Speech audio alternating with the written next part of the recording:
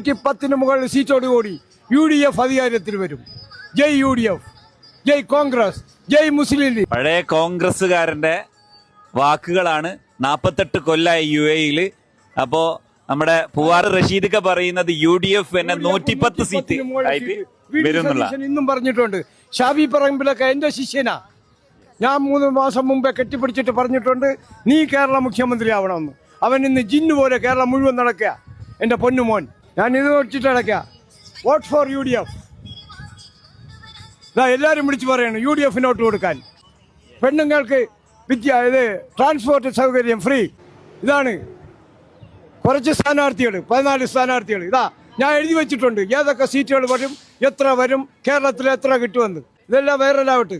ഓരോന്നും പറഞ്ഞു തരാം. കോഴിക്കോട് എത്ര സീറ്റ് കിട്ടും? കോഴിക്കോട്ടിൽ 10 സീറ്റ് കിട്ടും. കണ്ണൂരിലും 10 സീറ്റ് കിട്ടും. ഏത് നാട് വേണ്ട പറഞ്ഞുതരാം. ആലപ്പുഴയിൽ ഒരു 6 സീറ്റ് കിട്ടും. തിരുവനന്തപുരത്തിൽ ഇന്ന് 14 സീറ്റിൽ 10 സീറ്റ് കിട്ടും. കൊല്ലത്തും 10 സീറ്റ് കിട്ടും. തൃശ്ശൂരിൽ ഒരു 6-7 സീറ്റ് കിട്ടും. ചിലപ്പോൾ അവിടെ ഒരു BJP ജയിക്കാൻ സാധ്യത ഉണ്ട്. അതാരാണ്? എന്റെ കരുണാകരൻ സാറിന്റെ മോള് പത്മജ വേണുഗോപാൽ. പിന്നെ പത്മജയെ ഇവിടെ കൊണ്ടുവന്നിട്ട് അവരെ ചിലപ്പോൾ പറ്റിച്ചാലും പറ്റിക്കും. അവിടെ വീണ്ടും കോൺഗ്രസിലേക്ക് തിരിച്ചു വരികയും ചെയ്യും. ഞങ്ങൾ എടുക്കും അവിടെ. പാലക്കാട് എന്താണ്? സന്ദീപ് വാര്യരെ പോലെ. പാലക്കാടിൽ രമേശ് പിഷാരടി 20,000-ൽ കുറയാതെ വോട്ടിലോട് ജയിക്കും.